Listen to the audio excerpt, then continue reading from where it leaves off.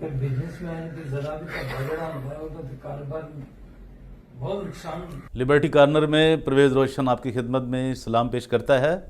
आप दुनिया में जहाँ भी हैं, आप अमेरिका में हैं, आप अफ्रीका में हैं, आप साउथ अफ्रीका में हैं, आप कीनिया में हैं, मोज़म्बिक में हैं, बोट्सवाना में हैं, आप इंग्लैंड में हैं, आप आयरलैंड में हैं, शेंगन के किसी मुल्क में हैं, जर्मनी में हैं, फ्रांस में हैं, आप पाकिस्तान में हैं, मिडल ईस्ट में हैं, फार ईस्ट में हैं, कुवैत में हैं, और ख़ास तौर पे मैनचेस्टर में हैं, लंदन में हैं, गुलबर्ग में हैं, मक्का कॉलोनी में हैं, आप मदीना कॉलोनी में हैं, आप वाल्टन रोड पे रहते हैं, आप यहुन्नाबाद में हैं, आप लाहौर की किसी क्रिश्चियन आबादी में रहते हैं, परवेज़ रोशन हमेशा आपको सलाम और सलामती भेजता है और आपके लिए तंदुरुस्ती, ज़िंदगी, सलामती की दुआ चाहता है। आज मेरे पास बहुत ही अहम, जैसे इमरान खान साहब ने कहा था कि ख्वाजा आसिफ रंगबाज, तो उन्होंने उससे पहले कहा था कि कोई शर्म होती है, कोई हया होती है, ये कहा था ख्वाजा आसिफ साहब ने पीटीआई के मतलब। तो फिर इमरान खान साहब ने, जो कि पीटीआई के हेड हैं, तो आप सब जानते हैं उनकी क्या पोजीशन है, तो उन्होंने कहा था ख्वाजा रंगबाज। तो आज कुछ ऐसा ही मामला मैं आपके साथ शेयर करने जा रहा हूँ। इससे पहले कि मैं ये आपको बात बताऊं, और मेरे साथ जो एक बहुत ही आज अहम, ये वीडियो बहुत अहम होने जा रही है, ये आपकी ज़िंदगी की, मेरी ज़िंदगी की, चर्च ऑफ पाकिस्तान की ज़िंदगी की एक रैकेट पे जो दर्ज हो जाएगी आज, ये मैं करने जा रहा हूँ।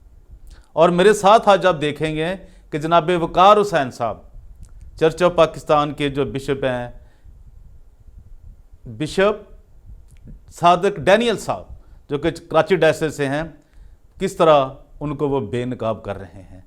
और चर्च ऑफ पाकिस्तान के कराची से पेशावर तक जितनी भी कलीसियाएँ हैं, सियालकोट, फैसलाबाद, हैदराबाद, लाहौर, रायवेंड, पेशावर, इनको समझने के लिए, लोगों को समझने के लिए यही बहुत काफ़ी होगा कि जो वकार हुसैन क्या कह रहा है और परवेज़ रोशन क्या कह रहा है।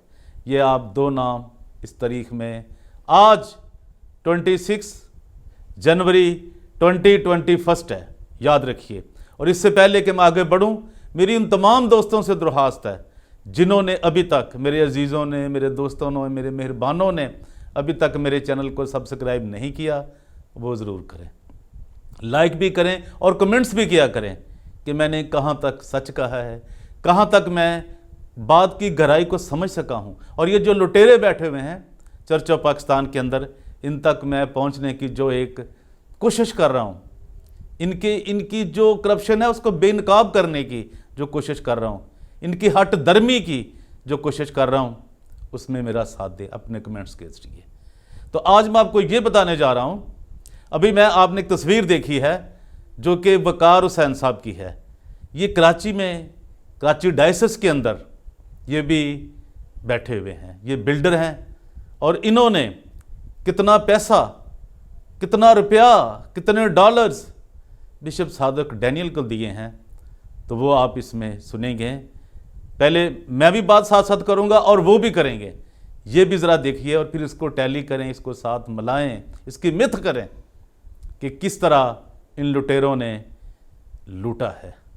तो अब आज मैं आपको एक और, ये जो मैं जा रहा हूँ वो बताने आपको कि ये वो कौन सी जगह है जिसके बिशप सादिक डैनियल बार बार करोड़ों रुपए ले लेता है, उसके मतलब बताने जा रहा हूँ।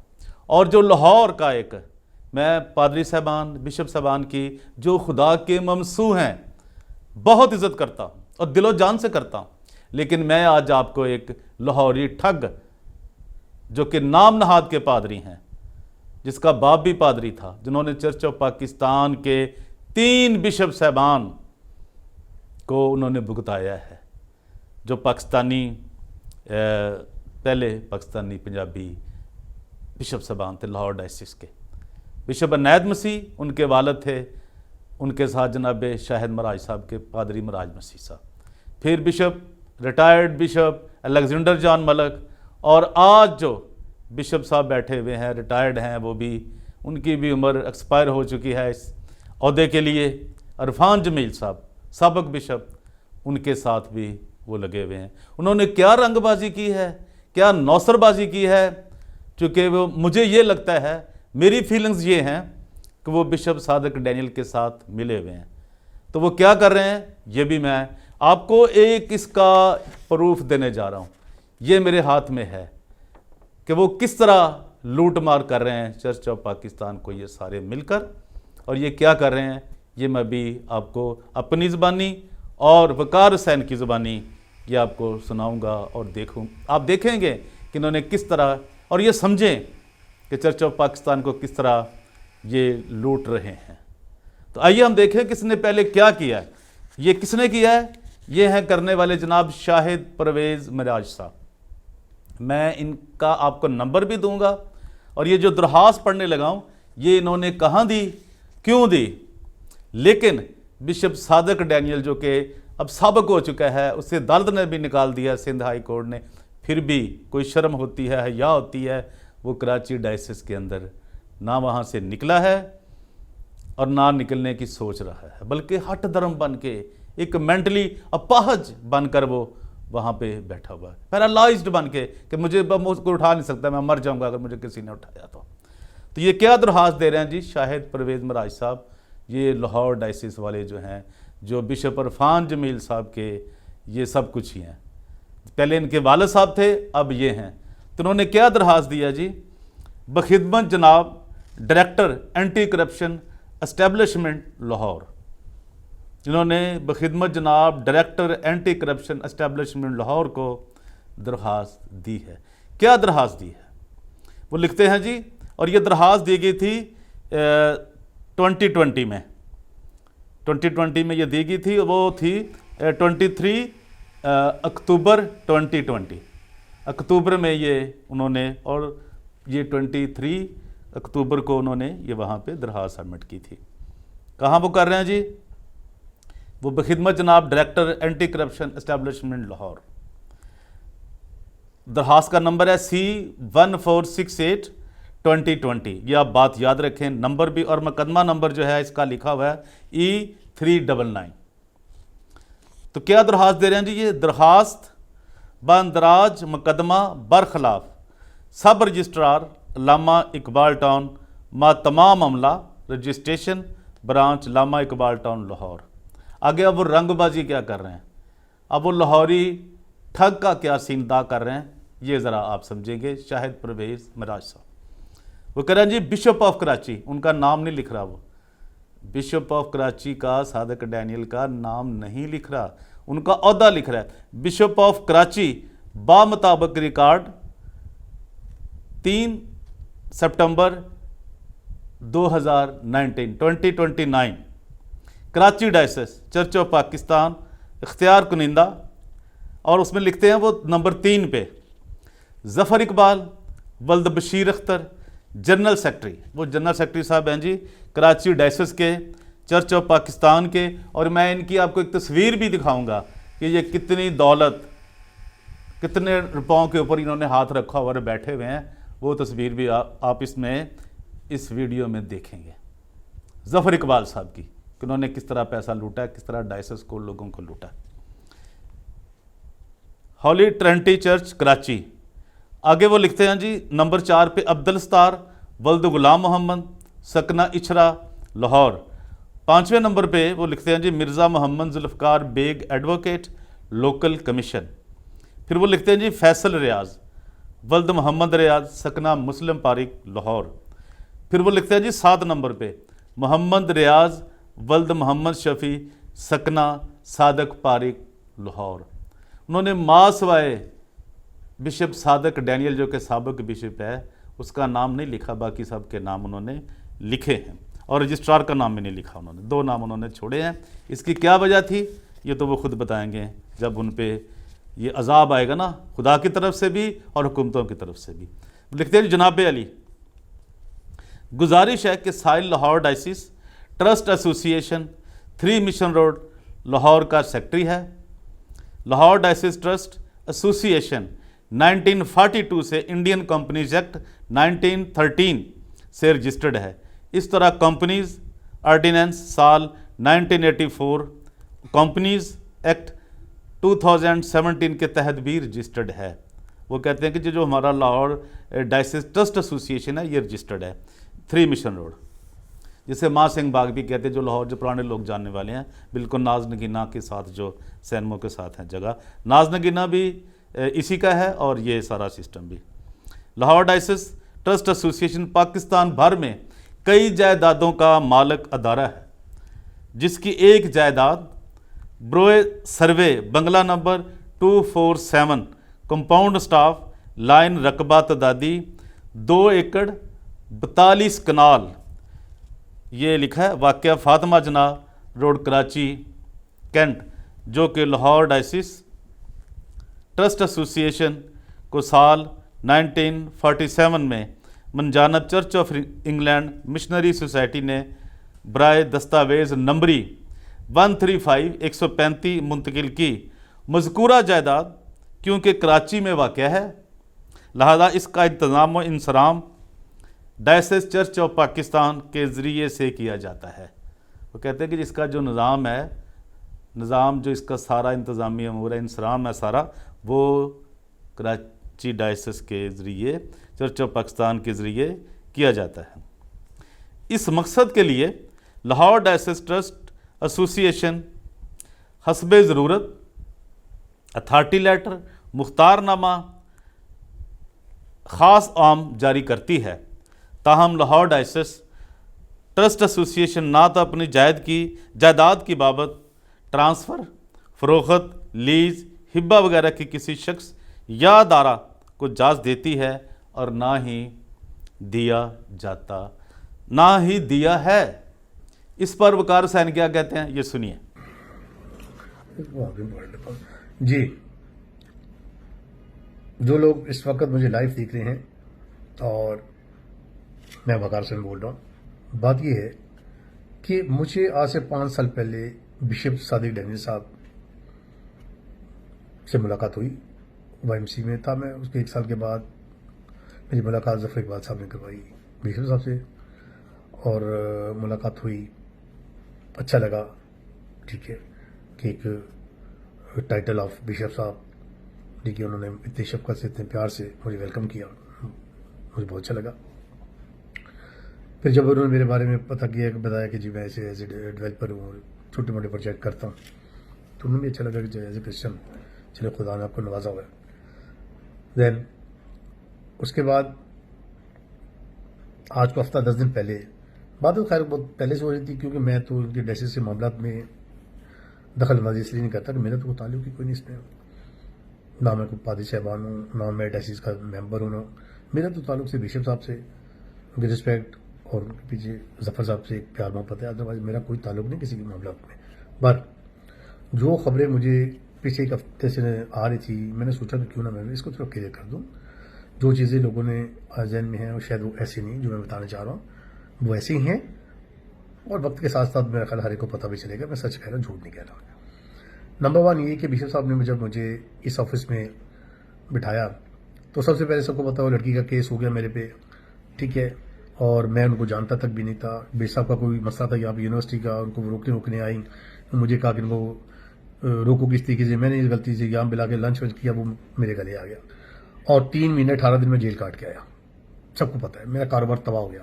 खैर, अब पिछले दिनों बिशप साहब की रिटायरमेंट हुई, रिटायरमेंट हो गए, रिटायर्ड हुए, ज़ाहिर उनका मसला है, उनका तरीक़ाकार है, ज़ाहिर उन्होंने, तो मेरा उससे कोई वो नहीं है कि कैसे होता है इनका क्या कहने सिस्टम, क्योंकि डायसिस का मामला है, डायसिस के मामला है। अब मुझे ये पता चला कि आबादी टावर के सामने एक जगह है तकरीबन को 5000 गज, जिसमें हॉस्पिटल बना हुआ है। मैंने एक मशवरा दिया, मैं कहा बिशप साहब आप लोगों के पास एक एज ए डेवलपर एक मशवरा देता हूँ, आप यहाँ पे एक हॉस्पिटल बनाएं, अच्छा हॉस्पिटल, जैसे कि साउथ सिटी जैसा, तो आपको ये होगा कि आपके डायसिस को हर मंथ रेंट आएगा, और फिर बहुत सारे बेरोजगार लड़कियां लड़के, जैसे नर्सिंग है और मेडिकल लाइन से जो लोग भी वाबस्ता हैं, ठीक है, टेक्निकल जॉब है, सबको एक रोज़गार भी मिलेगा और आपका एक नाम भी होगा। उनको मेरी बात शायद अच्छी लगी। उनका क्या तरीकाकार होता है, क्या मैंने की बात यह है कि मेरा ग्रुप है, मैं उसमें बात करता हूँ, मैं इतनी बड़ी इन्वेस्टमेंट में अकेला तो नहीं कर सकता, खैर मैं किसी को साथ मिला देता हूँ। उन्होंने कहा जी गो अहेड। मैंने अपने ग्रुप में बात की, हमने कहा जी ठीक है, हम आपको एडवांस देते हैं, 20 करोड़ रुपया देते हैं, और इसका तरीकाकार ये होगा कि हॉस्पिटल भी हम बनाएंगे, हर सारे खर्चे हम करेंगे, जिस दिन हॉस्पिटल तैयार हो जाएगा हम भी साहब आपको हर मंथ नेट प्रॉफिट 30% आपके डायसिस को जाता रहेगा, जमीन भी आपकी, मालिक भी आपके, सब कुछ आपके, लोग दिन रात आपको दुआएं देंगे। उस पर लगा दीजिए, ये तो अच्छी बात है, करना चाहिए। लो जी, एडवांस इन्होंने मांगा 5 करोड़ रुपया, हमने कहा जी बात ये 5 करोड़ नहीं, हम आपको देंगे 2.5 करोड़ पहले देते हैं, और 2.5 हम देंगे जिस दिन आपको हमें इस जगह पे फिजिकल ऑफिस बनाने की जगह देंगे। इन्होंने कहा जी गोल्ड, इन्होंने कहा जी 2.5 आप हमें दे दें ताकि हम इनके जो हमारा जो रेजुलेशन वगैरह होता है, जो मामला होते हैं, उसको सारा क्लियर करना।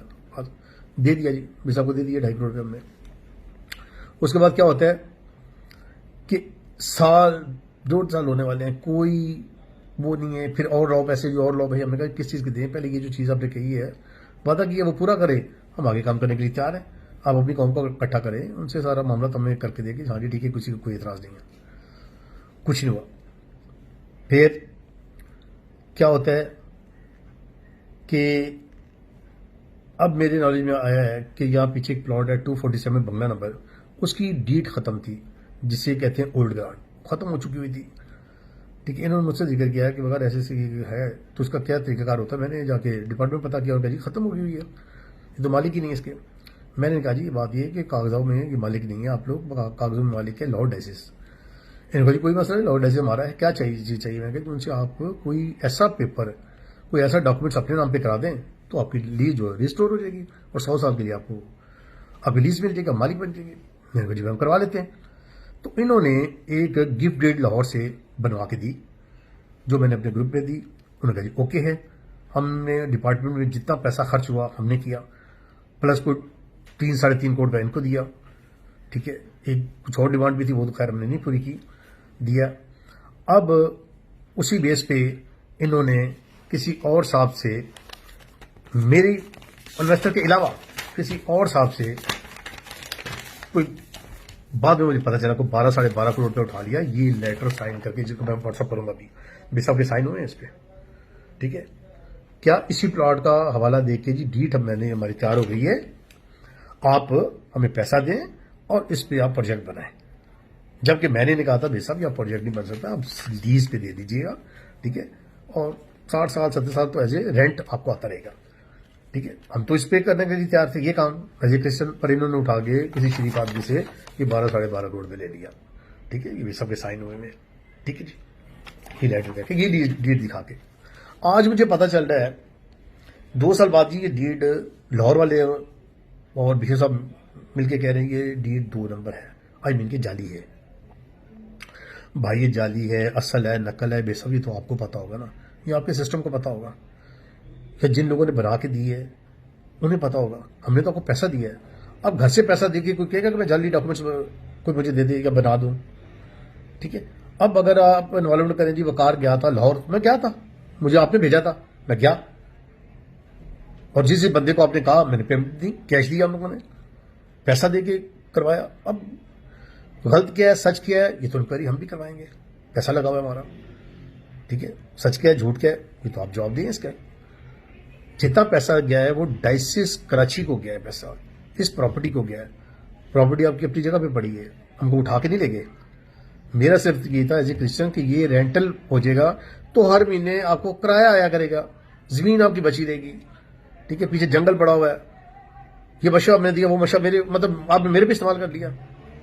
खैर, एक और बड़े इंटरेस्टेड बात बताऊं, शुरू में जब मैं आया, अभी 2 महीने हो गए थे मेरे साहब ख्याल आया, तो उन्होंने मुझे कहा कि बकार मुझे आज ही डॉलर चाहिए।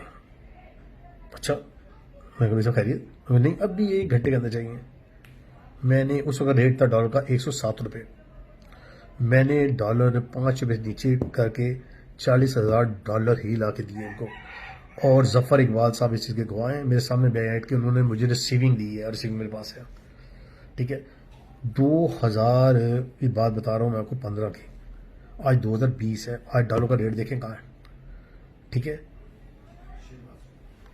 ओके, आगे बेशक कोयटा थे, फोन आता है बकार कितने में, मुझे होना ही चाहिए, मैंने 35 लाख रुपया, सब इतना शॉर्ट है, होना ही चाहिए, शबाज बचा।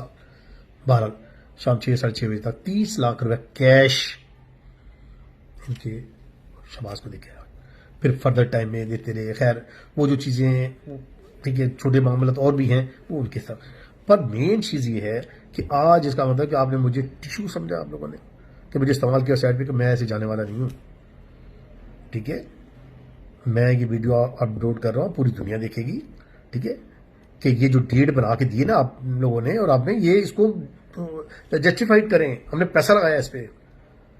मैं तो उन लोगों को नहीं जानता कि लाहौर में कौन है कौन नहीं है। आज वहां का बिशप कहता है जी मेरे साइन नहीं, मेरे अंगूठा नहीं, तो मुझे क्या पता है भाई, ये जिससे बनवा के दिए वो बताएगा मैं कि किस किस को पैसा गया या नहीं गया, वॉट एवर, वो आपका, आप मुफ्त ले लो। जाहिर है डेसिस के नाम पे एक गिफ्ट डीड आया, अच्छी बात है, होनी चाहिए थी। चलो आपस का आपके मामले थे, सुलझने चाहिए थे। ठीक है, अब इसका इंसाफ आप लोग कीजिएगा कि मैं अगर कहीं गलत हूं तो मुझे कहिएगा वकार हुसैन आपने कहीं गलती की है। मैं अगर ठीक हूं तो मुझे कमेंट्स जरूर कीजिएगा। ठीक है, देखो मैं बाई बर्थ कराची से हूं, बड़े कम लोग जानते थे कि वकार हुसैन भी शायद क्रिश्चियन है कि नहीं है। ठीक है, मुझे खुशी हुई जब मैं YMC में आया कि अपने नाम के लिए कोशिश की मैंने।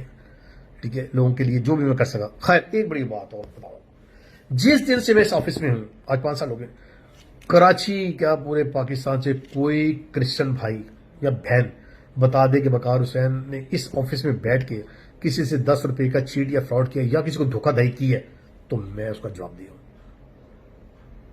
मैं हर तरह का उसको फेस करने के लिए तैयार हूं। कोई प्रूफ मुझे ना दे। इनकी किसी जमीन को मैंने की सेल, कोई एग्रीमेंट, कोई चीज से पैसा उठाया हो इनके गैर मौजूदगी या इनके बगैर नॉलेज किए हुए, मेरे को तो मैं कसूरवार हूं। ये सब इन्होंने किया है, ये सबसे पूछे हैं। ठीक है, गलत बात है, ये इनकी आपस की लड़ाई है, मेरे उसमें जाने की। मैं तो अपने आप को क्लियर कर रहा हूं कि ये हकीकत है। ठीक है, इसको फेस करना चाहिए। ठीक है, अब लाहौर क्या कह रहा है क्या नहीं कह रहा है ये आप लोग जाने सर। ये इसी बेस पे आप पैसे उठा रहे हैं ना, ये इसी डेट के उस पर यही लेटर लिख के आपको दे रहे हैं और लोगों से पैसे उठा रहे हैं और उठाए हैं। उनका जवाब दें कौन को। ठीक, कौन पूछती है। बहरहाल मैंने जो पैगाम अपनी कौम को देना था मैंने दे दिया है। ठीक है, और बाकी मैं आपसे बहुत सारी दुआ में इजाजत चाहूँगा।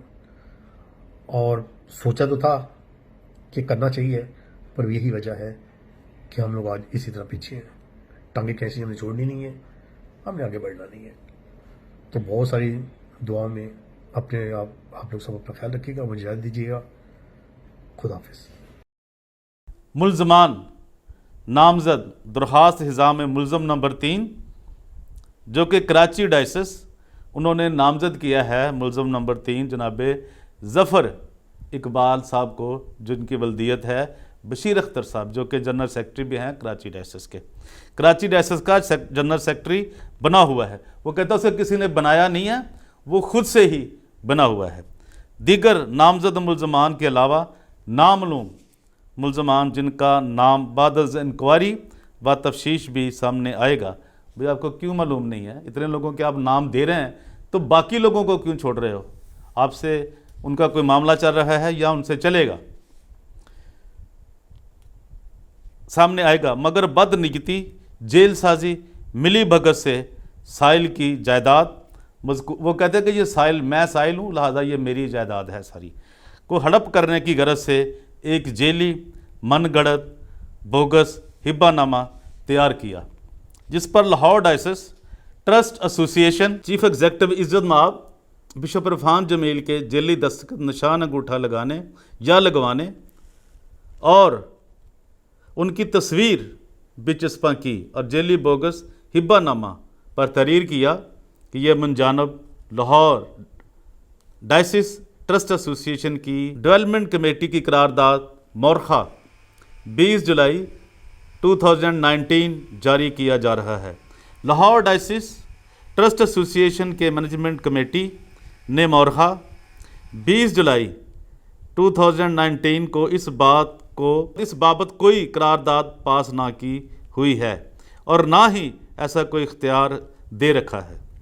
मज़कूरा करारदाद का अगर जेल साजी से किया गया है और मोहतरम बिशप इरफान जमील साहब के दस्तखत, निशान अंगूठा व तस्वीर भी जेल साजी से ऊपर चस्पा की गई है मोहतरम Irfan Jamil, bishop and chief executive Lahore diocese trust association ने कभी इस बाबत कोई स्टाम्प पेपर ख़रीद किया है, बल्कि इसका शनाख्ती कार्ड तस्वीर जेल साजी से इस्तेमाल की गई है।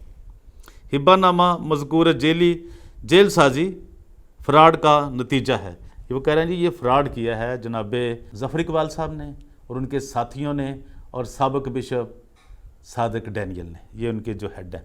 बोगस तौर पर सिर्फ साहिल की जायदाद को हड़प करने की गरज से तैयार किया गया है।